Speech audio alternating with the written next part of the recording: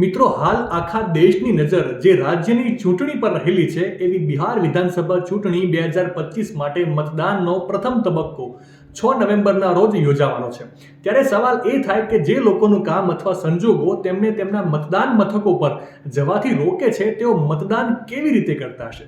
તો આનો જવાબ એ છે કે આવી પરિસ્થિતિમાં પોસ્ટલ બેલેટની ભૂમિકા મુખ્ય ભાગ ભજવે છે। પોસ્ટલ બેલેટ એ મૂળભૂત રીતે એક ડાક મતપત્ર છે। તેનો ઉપયોગ એવા મતદારો માટે થાય છે જેઓ સરકારી કામ અથવા અન્ય કારણોસર તેમના મત વિસ્તારમાં જઈ શકતા નથી। આવા મતદારોને સર્વિસ વોટર્સ અથવા ગેરહાજર મતદારો કહેવામાં આવે છે। જેમ 1980ના દાયકામાં કાગળના મતપત્રોનો ઉપયોગ થતો હતો, બસ તેવી જ રીતે પોસ્ટલ બેલેટ પણ કામ કરે છે। હવે બીજો સવાલ એ પણ થાય કે પોસ્ટલ બેલેટનો ઉપયોગ કોણ કરી શકે છે? તો લશ્કરી અને સુરક્ષા દળના અધિકારીઓ અને કર્મચારીઓ કરી શકે છે। ચૂંટણી ફરજ પર તૈનાત કર્મચારીઓ કરી શકે છે। વિદેશમાં કામ કરતા સરકારી અધિકારીઓ કરી શકે છે। 80 વર્ષથી વધુ ઉંમરના વરિષ્ઠ નાગરિકો કરી શકે છે।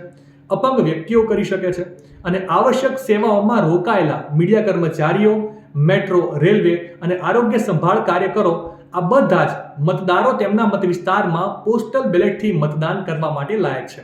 સૌથી ખાસ વાત કે પોસ્ટલ બેલેટ માટે અરજી ફોર્મ 12D જરૂરી હોય છે। તેમાં વ્યક્તિગત વિગતો, મતદાર ઓળખ અને પોસ્ટલ બેલેટની વિનંતી કરવાનું કારણ પ્રદાન કરવું જરૂરી હોય છે।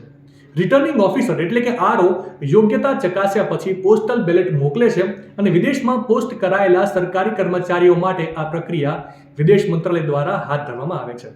માહિતી સારી લાગી હોય તો રીલને વધારે શેર કરજો અને આવી જ અવનવી માહિતી માટે સંદેશ ડિજિટલ સાથે જોડાયેલા રહેજો।